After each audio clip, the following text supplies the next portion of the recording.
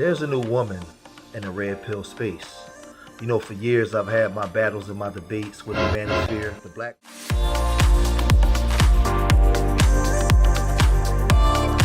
So 2020 was the year of Kevin Samuels. 2021 was the year of mediocre tutorials and reviews, the lead attorney, and Poor Man's Podcast. 2022 is the year of just pearly things. And, you know, unlike some of the black women that are in the space, the Danica Maries, the Courtney Michelles, the Melanie Kings, there's speculation that just pearly things doesn't get the same amount of hate that the other women who are in the space get based on the fact that she's white. And the question that we want to answer today is just Pearly Kings the new woman king of the Black Manosphere community?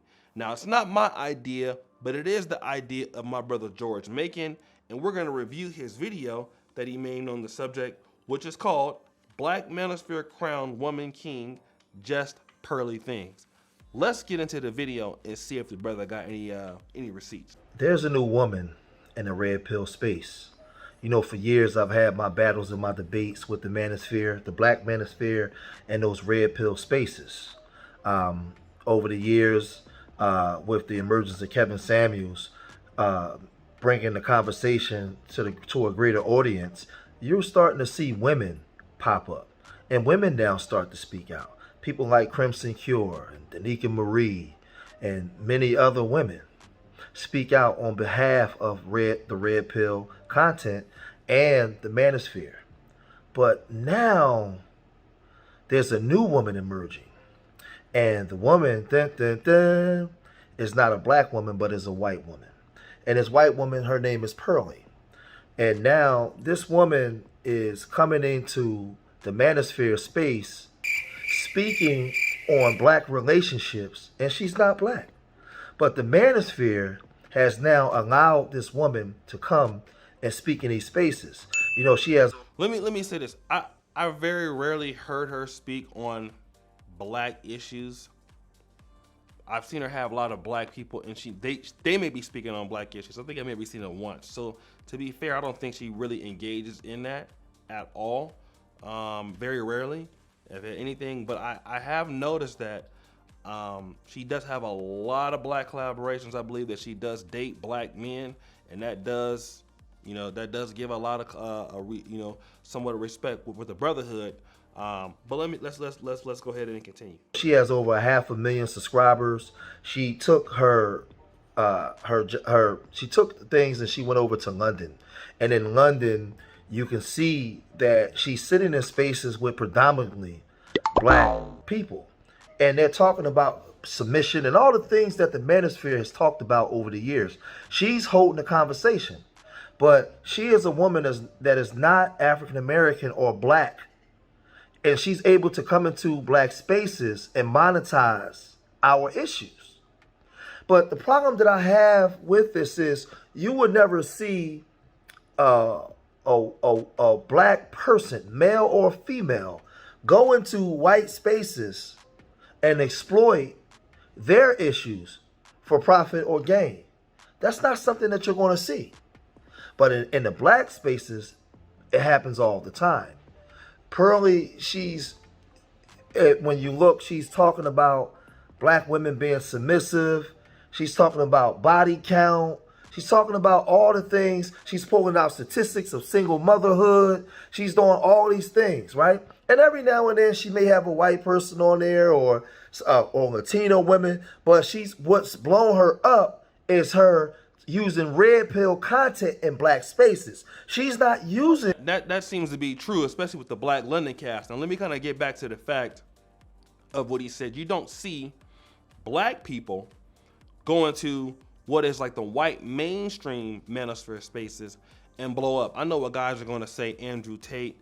Andrew Tate may have a black father, but to be honest, you know, we're not going to consider Andrew Tate as somebody black, let's say like Donovan Sharp, right? And I'm going to mention Donovan Sharp because that is exactly what Donovan Sharp was attempting to do. He was attempting to really, you know, downplay the black sector because he said he had some problems. You know, obviously me and Donovan had You know, our little war of words for years. We still don't get along now. But I saw Donovan trying to really go into a mainstream or broader stream audience. And I've seen him have not as much success at all. We would have been better, most likely, sticking in this, but he didn't want to be over in this audience, right? But then you seen somebody like Kevin Samuels, who could have never got into the white audience space or something like that. But he did it with the blacks, and then the blacks propelled him into a general audience. But now Just Pearly Things, let's say, for example, with Kevin and her, Kevin did everything with the black audience. Just Pearly Things went to London and got strictly, from what I see, like an 80% black cast. And not that anything is wrong with that, because I don't have a problem with that or whatever. But what you're saying is that you can never see it the other way around. Whereas the black guy that's going around, you know, all white people and doing it. And if you want to say Fresh and Fit has a mixture of hip hop culture into their stuff, many different of people on podcasts. They just happen to be in the general audience. But that's what Brother George is saying, which I honestly believe is true. You don't really see black guys going to the mainstream white Manosphere audience and do very well, like you're seeing Just Pearly Things coming in doing well in the black sector. I think that's a fair point. Using red pill content in black spaces. She's not using the red pill content in white spaces. And I wonder why. And now the Manosphere is calling her like the woman king. I'm hearing that there was the emergence of these big YouTubers in red pill spaces, but in 2022, going into 23, Pearly is the new face. She's the new person. And I just don't understand how is this possible. So how does Pearly jump over Crimson Cure, Danica Marie, Courtney Michelle? How does this happen? Melanie King. You have Six the Goddess. How does she overstep these other women that's been in red pill spaces, having a red pill conversation, having a conversation with black women, attempting to get black women back on board or in check? How does the Manosphere and people like the Lapeef Network and these other places, how do they overlook these women to place Pearly in a situation where, to me, Pearly is just pandering to black males, to the black male conversation for monetization? That's all she's doing. Well, let me say this now. Two things. Just Pearly Things, in my honest opinion, is a lot bigger than the black Manosphere. And I think that because she deals with a lot of people who are black, but they're having mainstream discussions, not necessarily very black, but obviously it's a black cast, right? And some of the content can be related to that. But if we want to be honest, here's why I'm gonna disagree a little bit with Brother George. The other sisters, obviously, they are good creators. You know, Courtney Michelle, I talked to her. Danica Marie, I've collaborated with her, and the other sister he was mentioning, Melanie King and Crimson Cure. Just Pearly Things has more investment into the industry. She has a studio set up that costs a lot of money, a lot of mics. She went to Fresh and Fit at first and then understood their business model and just took the business model, and she's been trying to do YouTube for a long time. So she puts out a lot of content and then chops up a lot of content too. Posts a lot of YouTube shorts. So she gets like 50, 60 million views. She understands how YouTube works more than the other ladies. So that does play a big difference into how she does it, because the work ethic and the churn rate and the professionalism, and she's a great business person. You can tell by the thing, she does a lot of collaborations in person. She's a hard worker. So that seems to be, she has more commitment to the industry and to the business of YouTube than the others do. That does play a role. But I want Brother George, there are some things he's about to say that I do agree with. Let us continue. Conversation for monetization. That's all she's doing. Pearly doesn't give a damn about what goes on in our community because she's not a part of our community. But I need to understand from the Manosphere and from Red Pill content and from Passport Brothers and all these things, how does she jump over a Danica Marie or a Courtney Michelle? It makes no sense to me. It has nothing to do with hard work, because I remember when Kevin Samuels checked those white women on I forget the podcast that the brother was on, those brothers down in Florida and Miami. He checked the white woman, and the white Manosphere had a problem with that. Even some of you black Rollo Tomasi, that's why his episode is the red pill, the new black. Yeah, he didn't like that at all. black male Manosphere people had a problem with it. A lot of you guys started to turn on Kevin.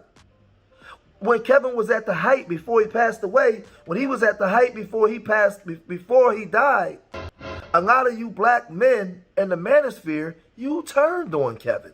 You was talking greasy about Kevin. I know some personally, and then now that he's passed on, now they talking about how friends they was before he died. That wasn't the case. But let's continue. But now, Miss Pearly, the pearly white woman, shows up, and all you men start to bow on your knees. You start to bow on your knees. You even had a black man call her out and say that she was pandering, and I'm watching black men in the red pill spaces jump on him as if he's wrong. Or the power of this white woman, I just don't understand some of you black men. When you have black women that look like you, black women that come from our culture, speaking out on your behalf, you disrespect those black women. You don't hold those black women up high in high regard because you don't believe them. But if a white woman come out and say it, it's golden. It's Absolutely believe what he's saying is true here. That's something I know is true. I'm with them 100%. Now, just Pearly things, like I said, she's just in the industry. She's tried several different things on YouTube. And again, guys, when I see people talk about her, I think she's genuine. I keep saying that. She may very well be genuine. I think she's a great creator, and she works well with the content creation community from what I know of her. I've never heard anything bad about her as far as, because people talk. But I think that there is more distrust, which just Pearly things has nothing to do with that personally. When people see Courtney Michelle, they attack her. When they see Danica Marie, come on, we've seen several. Like, look at what Donovan Sharp said about Danica Marie. Donovan Sharp called Danica Marie every name. But if you see Donovan Sharp's page, he had no problem doing an interview with Just Pearly Things. I'm gonna tell you why that is, because she is a white woman. All right? A lot of black men trust white women more than they trust black women, for whatever the reason is. I'm not trying to tell you what how to behave or how to act, but yes, most people do not believe that any black woman has any good to do or perform with black men. But if non-black women are involved, you brothers out there believe that. I believe what he's saying from that is usually true. I'm not saying that for all black men, but 70, 80%, yes, I definitely believe what the brother's saying is true there. Let me continue.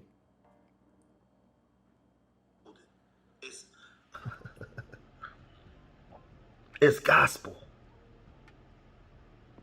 This is crazy, man. This is insane.